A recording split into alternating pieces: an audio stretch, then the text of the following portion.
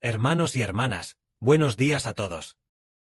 Esta mañana vamos a aprender juntos la verdad en el testimonio de Mateo. Queremos aprender de nuestro Señor Jesucristo, quien fue a la casa de Pedro en Cafarnaúm. La casa de Pedro estaba en Cafarnaúm. El Señor Jesús, cuando llegó a Cafarnaúm, el sirviente de un oficial se enfermó, quedando paralizado en cama. Entonces, este oficial dijo: Señor, no es necesario que vengas a mi casa. Solo di una palabra, y bastará para que mi sirviente sea sanado. Y así, el sirviente de aquel oficial, el Señor lo sanó. Con una sola palabra, lo sanó. En ese momento, el Señor Jesucristo entró en la casa de Pedro. La suegra de Pedro tenía una fiebre muy alta. El Señor Jesús tocó con su mano la mano de la suegra de Pedro. En ese instante, a la suegra de Pedro se le quitó la fiebre. Al irse la fiebre, ella de inmediato se levantó a servir al Señor Jesús. Miremos esta suegra de Pedro. ¿Cómo es que el Señor Jesús, con solo tocar su mano, hizo que se le quitara la fiebre? ¿Cómo pudo ser tan rápido? De repente, en un instante se le quitó. Resulta que, para el Señor Jesús, cualquier cosa, Él la puede hacer, porque el poder del Padre Celestial está en el Señor Jesucristo. Jehová, el Padre Celestial, su gran poder para salvar a las personas, su poder para dar a los hombres la vida eterna, está en el Señor. Es decir, el poder del Dios verdadero está en el Señor.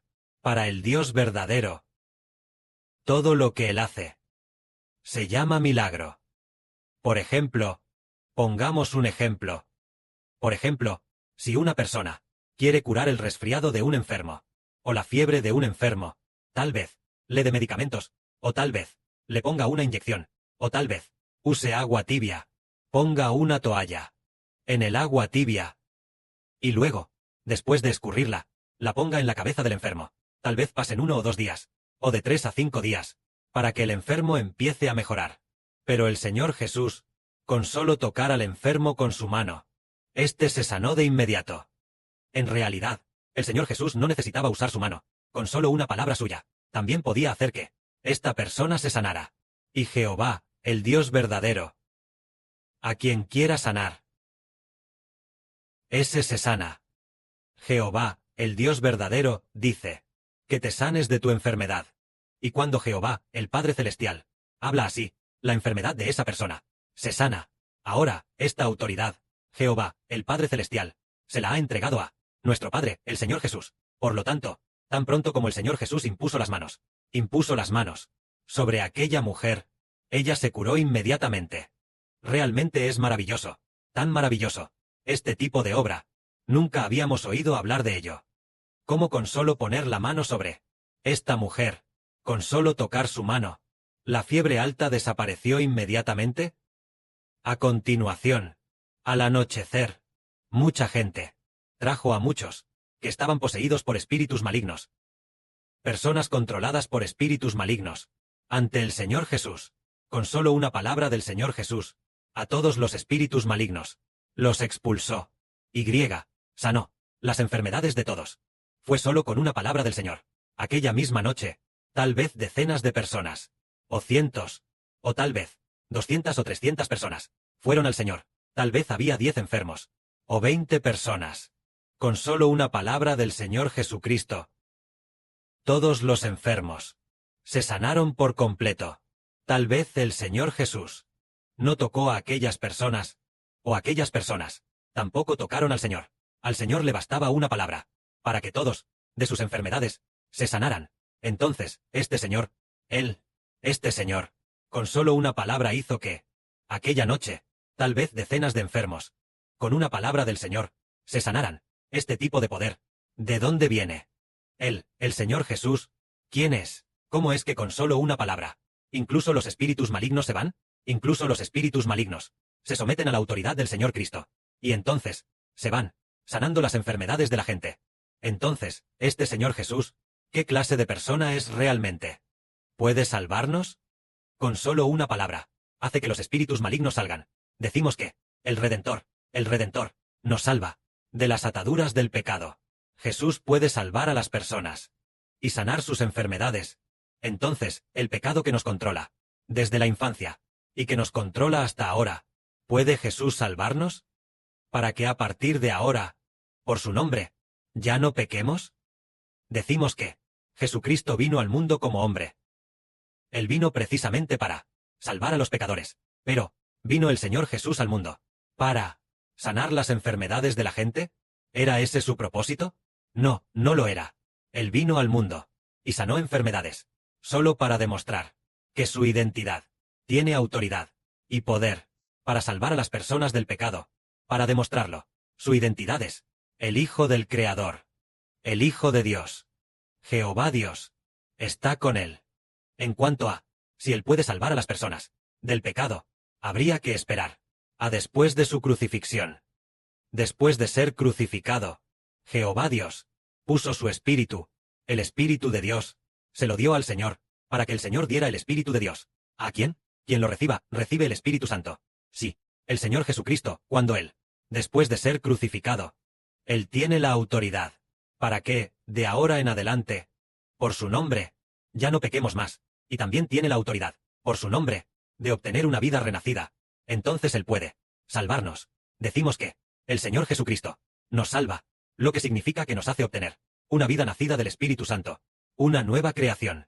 Entonces, que con una sola palabra, hace que los espíritus malignos salgan todos de las personas, no será Él, el que vendría por la promesa, el enviado por Jehová Dios, para salvarnos y librarnos del pecado y de la muerte. ¿Será Él el profetizado por Dios, el ungido, el Cristo?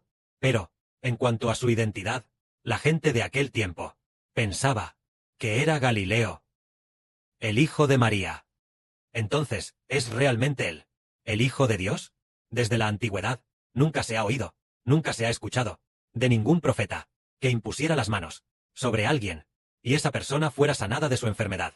Con una sola palabra, con una palabra, sanaba las enfermedades. De todos, nunca había existido un profeta así.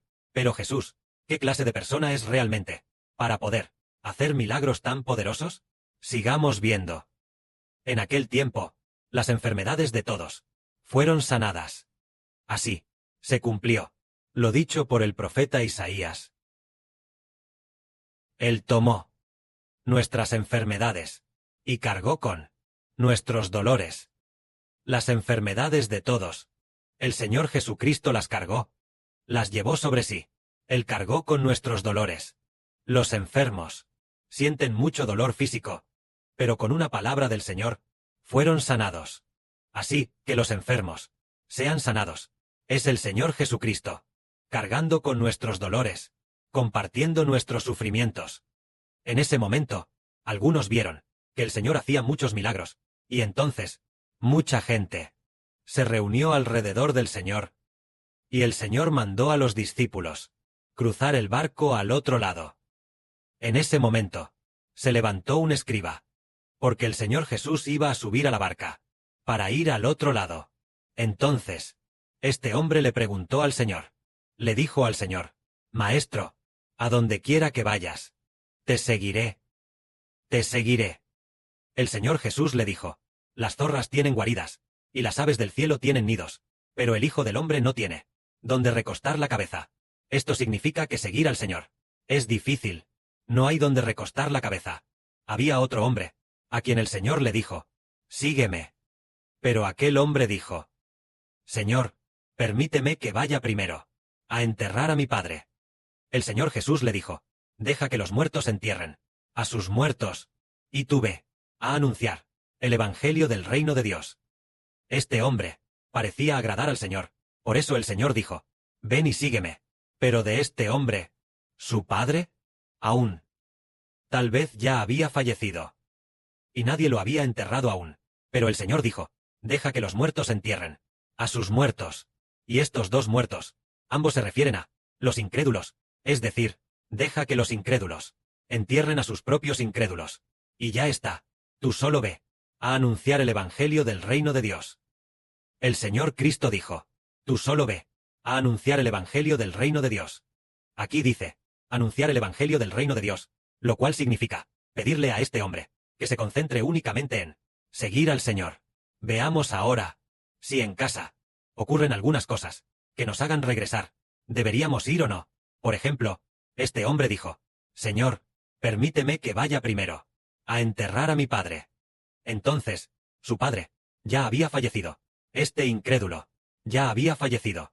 Ande el Señor Jesucristo le diría, está bien, ve primero a enterrar a tu padre, y después ven a seguirme. ¿Habría sido así? El Señor no lo hizo. El Señor no mandó eso. Al contrario, le mandó diciendo, le ordenó a este hombre, deja que los muertos entierren a sus muertos, y tú ve a anunciar el Evangelio del reino de Dios. Esto significa, dile a este hombre, tu padre ha muerto, así que deja que otros lo entierren. Tú solo sígueme a predicar el Evangelio del reino para salvar a la gente. Y tu padre ya. En cuanto a tu padre, él, por no haber creído en mí, falleció. Entonces se convirtió en un muerto, en un incrédulo. Entonces, que vayas a enterrar a los incrédulos, ¿qué beneficio tiene? Lo que debes hacer es predicar el Evangelio del reino de los cielos. Y si llega un día en que, debido al fallecimiento de un familiar, o bien, los incrédulos nos detienen y nos hacen quedar en casa, entonces, a esos incrédulos, simplemente los dejamos en su incredulidad. Nosotros debemos seguir el camino de Dios, debemos ponernos en marcha rápidamente, para andar en el camino que el Padre Celestial y el Señor nos han bendecido. En cuanto a, si en la familia hay un pariente fallecido, ¿deberíamos regresar? Por ejemplo, hace no mucho, la tía del hermano Heber falleció. Era su tercera tía. Se enteraron de que había fallecido, pero no se atrevían a decírselo al hermano Heber. Este asunto, de manera accidental, el hermano Heber lo supo por boca de un pariente.